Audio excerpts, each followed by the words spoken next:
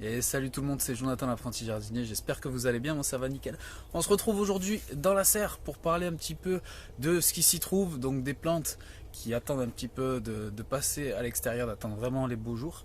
On va parler aussi de mes semis, donc de ce qui est en cours là actuellement dans la serre, de ce que je vais préparer aussi. Donc écoutez, ce que je vous propose c'est d'y aller. Allez, c'est parti.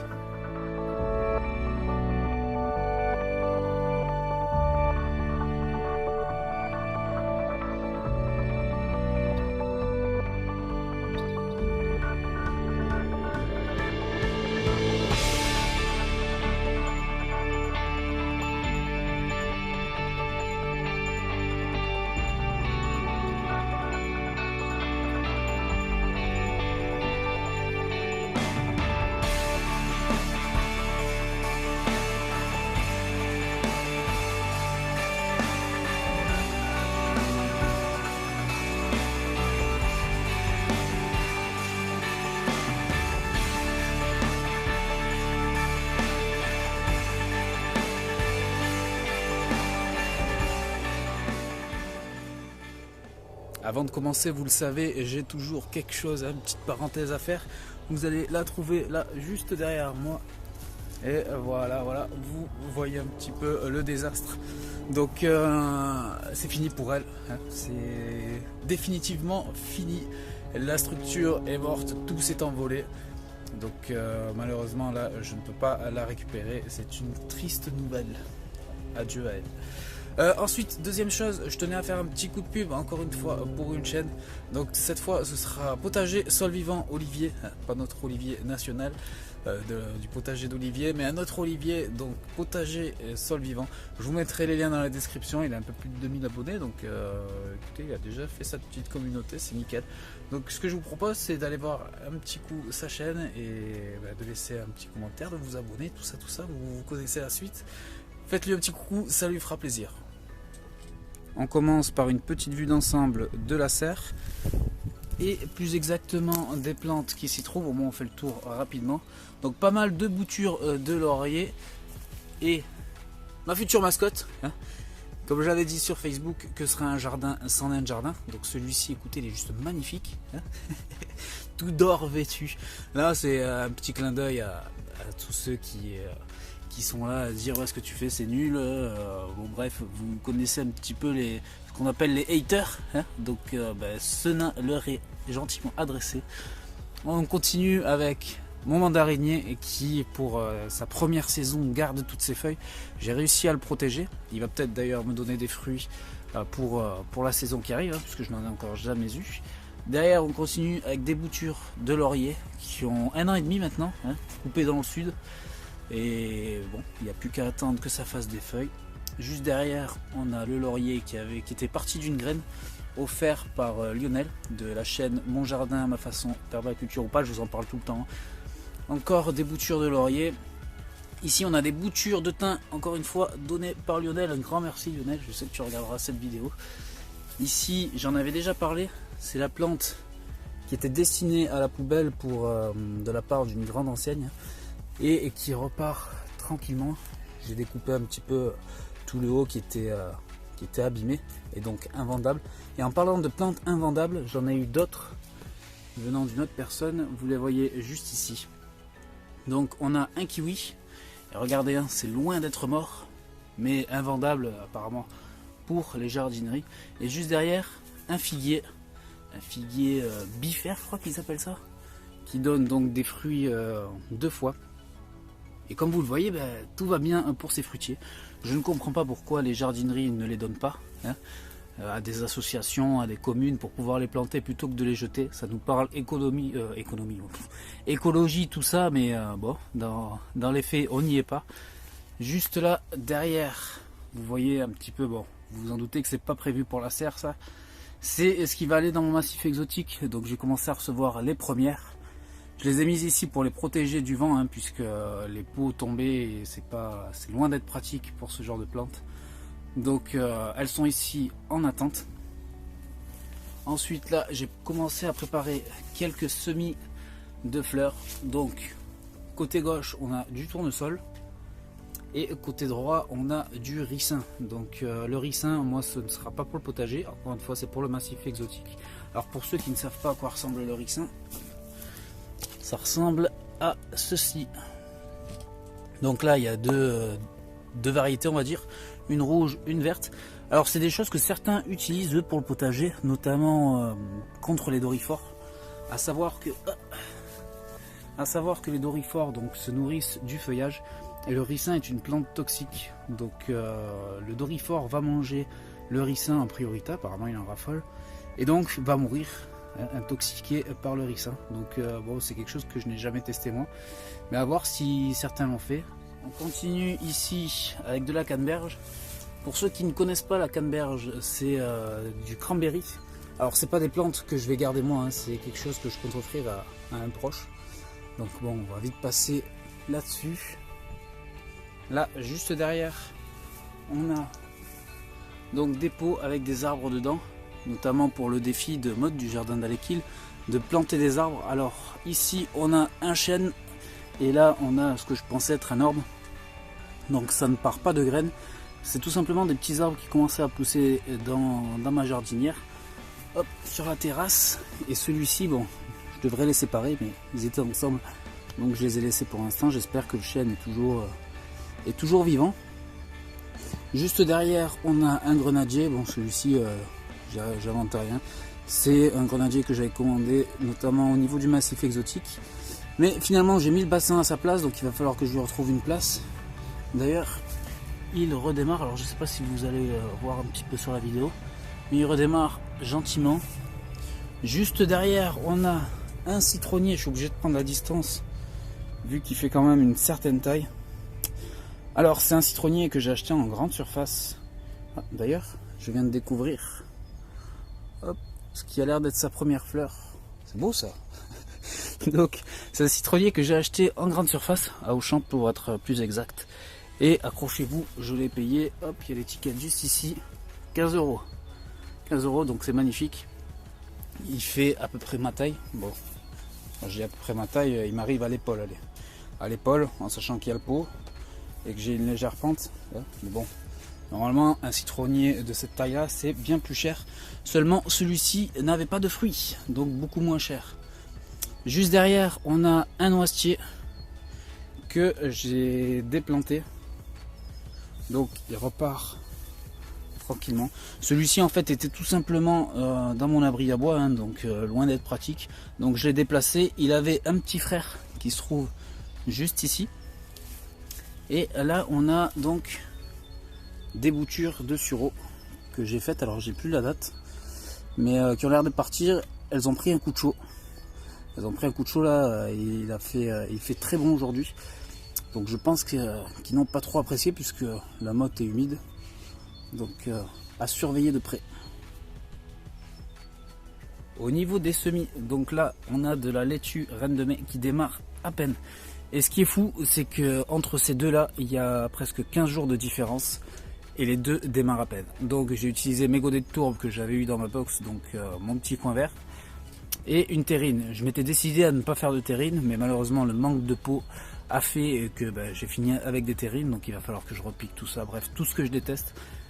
Mais je ne sais pas pourquoi ceux dans la tourbe démarrent que maintenant. Je ne comprends pas. Hein. Pourtant ça a été arrosé, niveau température on y était, tout ça. Donc ma foi c'est un petit peu l'incompréhension. Juste derrière on a de l'épinard matador. Alors là je vais encore parler de mode, hein, du jardin d'Alekil. Mais elle avait publié une très bonne vidéo sur Charles Doding. J'espère que j'écorche pas son nom. Donc j'ai décidé un petit peu de tester sa technique. Il faut aussi que je relance un petit peu de l'épinard seul et peut-être même en pleine terre, à voir. Donc voilà, ça pousse tranquillement. Juste en dessous, on a, j'ai préparé juste hier, donc des semis de bourrache qui bon ne sont pas sortis encore. Juste derrière, on a, ne regardez pas l'étiquette, c'est pas du poivron, c'est du persil. Donc les 4 pots ont été mis en même temps et vous voyez, il y a un gros décalage. Le persil, je sais pas s'il a filé ou non. N'hésitez pas à me le dire dans les commentaires. Après, je me dis que peut-être, vu que c'est un peu plus éloigné du bord, peut-être qu'ils ont moins pris le soleil ou je sais pas, ça a joué sur la température, je sais pas trop. Juste derrière, on a 2 fournées de laitue, encore une fois, Charles Doding. Hein. Il y en a à plusieurs. Donc pour celle qui se situe juste ici, par contre celle-ci je vais les repiquer seule à seule dans des godets, à voir si j'en ai assez. D'ailleurs vous voyez c'est la crise, je réutilise mes gobelets de l'année passée. D'ailleurs on ne trouve plus de gobelets en magasin. Ensuite on a de la salade, la Red Salad Bowl, encore du recyclage d'étiquette. C'est une laitue que je ne referai pas je pense, je sais pas, je la sens pas cette laitue. Je la trouve pas jolie, ou je sais pas, il y a un feeling que je n'ai pas avec cette laitue. Juste derrière, on a du chou, donc merveille de 4 saisons, chou-fleur, qui a bien démarré, mais j'ai eu une petite visite des limaces qui est venue un petit peu me saccager certaines de mes pousses. On en voit notamment une là qui avait bien pris, qui s'est fait bouffer. Donc il y a d'autres graines dedans qui ressortent, à voir un petit peu ce que ça donne. Il va falloir que je vienne éclaircir aussi. Chose importante à noter sans jeu de mots, c'est que je me suis acheté un petit cahier, donc j'avais fait une vidéo, rappelez-vous, c'était mes erreurs de débutant, et en fait dedans j'ai expliqué que je n'avais rien noté pour ma première saison au potager. Donc cette année j'ai décidé de pallier à ça, donc en ayant acheté ce petit carnet, et dedans je vais y noter un petit peu tout ce que je fais au potager. Donc pour ça je me suis légèrement, mais très légèrement inspiré de ce que proposait Maud, encore une fois Maud, sur son jardin d'Alekil. En fait, elle vous propose le même principe, et comme je vous dis, je m'en suis très légèrement inspiré. C'est-à-dire qu'en fait, j'ai simplement photocopié son calendrier. Alors bon, c'est pas l'idéal pour mon climat, mais ça m'est d'une grande utilité puisque je m'en inspire pour voir à peu près quand est la date de mes semis, et après j'ai tout simplement recopié en fait ce qu'elle proposait, version cahier, où j'y note un petit peu tout ce que je sème et les dates de sortie. Et comme vous le voyez, la laitue Reine de Mai 11 février, et j'ai refait une fournée le 25 février, et comme vous le voyez, les deux germent en même temps, ces deux là. Ce que je vous propose maintenant, c'est de faire des semis ensemble, donc des semis de tomates. Alors je vais pas partir dans des explications comment faire tout ça, il y a de très bonnes vidéos là-dessus d'ailleurs, enfin c'est pas pour me porter, mais l'année dernière j'en ai fait une, et d'ailleurs excusez-moi pour la qualité, je débutais sur YouTube, ça fait déjà presque, ça fait un peu plus d'un an maintenant, le 1er janvier j'ai démarré. Donc j'ai fait une vidéo là-dessus. Sinon il y a de très bons collègues youtubeurs qui en parlent. Moi ce que je vais vous expliquer c'est mes choix personnels, pourquoi je fais ça dans tel contenant, pourquoi j'ai choisi ces variétés là. Donc ça et quelques semis de fleurs. Donc pareil, Jaco et Lily ont fait une très bonne vidéo sur le sujet il y a quelques jours. J'essaierai de vous la retrouver et de mettre les liens dans la description. Donc n'hésitez pas à aller voir cette vidéo là si vous voulez faire des semis de fleurs. Mais une chose est sûre, c'est que c'est le moment. Alors au niveau de mes semences de tomates, j'ai décidé de les commander chez Cultive ta rue. Maud, encore une fois, encore Maud et toujours. Encore une fois, Maud en avait parlé, donc Cultive ta rue, c'est quoi? C'est une association et j'avais adoré le principe. Donc de ramener un petit peu des variétés de tomates disparues, les variétés anciennes, monter une collection, tout ça. Ils vendent donc des petits sachets de semences à 2 € le sachet, donc c'est pas excessif. Bon, après on n'a pas une quantité folle là-dessus, faut bien se dire les choses aussi. Donc voilà, moi je suis clair avec vous. Vous allez voir les sachets d'ailleurs tout à l'heure. Donc ça, et en gros avec l'argent récolté, ils mettent en avant la biodiversité, tout ça, à travers les écoles, à travers plein de choses. Donc j'aime beaucoup ce qui est proposé, beaucoup de variétés de tomates, et même le concept même de Cultive ta rue. Donc je vous invite à aller voir leur site internet pour faire votre choix tout simplement. Alors je le précise au cas où, ceci n'est pas un placement de produit, je le fais de bon cœur. J'ai une facture d'ailleurs, je vais quand même vous la montrer. Donc j'ai ma facture, 2 € chacun des sachets de graines. Ils ne savent pas qui je suis, j'ai commandé en tout anonymat comme ça sur internet. Seule chose qu'il faut mentionner, c'est que j'ai eu des graines en cadeau, 2 sachets de graines. Alors laissez-moi le temps de les retrouver. Alors 2 sachets de graines, donc hop. Alors, je ne sais pas si ça va faire le point, non ça le fait pas. Donc on est parti sur de la 100 and Fazoned. Alors je ne sais pas ce que c'est, c'est des cadeaux. Enfin des cadeaux, 2 sachets de graines en cadeau. Et la seconde, la Black Keys. Hop, Black Keys. Donc je ne sais pas du tout, ça va être un petit peu la surprise. J'ai pas été voir sur le site internet, je viens tout juste de m'en rendre compte. J'espère ne pas avoir écorché le nom de l'étiquette. Les anciens de l'année passée se souviendront, la courge du Pérou, que j'avais appelé la courge du Péros. Hein. Au niveau du choix des variétés de tomates, donc pour cette saison-ci, j'ai fait un peu plus attention. Hein. L'année dernière, c'était juste du visuel, c'est-à-dire que j'arrivais sur le site, hop, j'en trouvais une qui était jolie, tac, je la voulais. Hein, celle-là, elle devait finir dans mon potager, je la voulais dans mon équipe, celle-là. Elle, quoi qu'il arrive, elle était là. Mais cette année, j'ai décidé de partir sur les caractéristiques vraiment de la tomate. Donc, bon, il y a le visuel aussi, on va pas s'en mentir, hein. On va pas s'en cacher plutôt, c'est plus français. Mais cette fois, je me suis basé sur le port. Est-ce que c'est déterminé ou indéterminé? Savoir si je peux faire une culture en pot ou non. Rappelez-vous l'année dernière, encore une fois, j'avais eu de meilleurs résultats avec les plants de tomates en pot que ceux en pleine terre. Donc cette année, je vais faire un petit peu des deux aussi. Qu'est-ce que j'ai décidé, qu'est-ce que j'ai choisi? La précocité des plants, donc savoir si c'est quelque chose de précoce ou de tardif. J'ai priorisé bien entendu le précoce hein, pour éviter tout souci. Il y en a juste une, je crois, que je suis parti sur de la tardive parce que je la trouvais juste magnifique cette tomate, je la voulais. Donc je l'ai quand même prise, on verra un petit peu ce que ça donne. Alors pour rappel, ce sont des tomates qui sont prévues pour la serre, hein. C'est vraiment une culture en serre. Donc j'avais entendu dire qu'il fallait prévoir 6 semaines du moment du semis jusqu'à la plantation.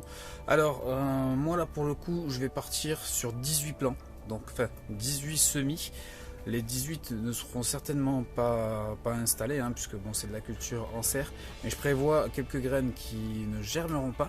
Si jamais il y en a vraiment trop peu qui germent, bon, ben, par la suite, ce sera remplacé donc, par d'autres plants de tomates ou bien des salades. Et on verra, j'improviserai sur le moment. Mais donc 18 semis de tomates.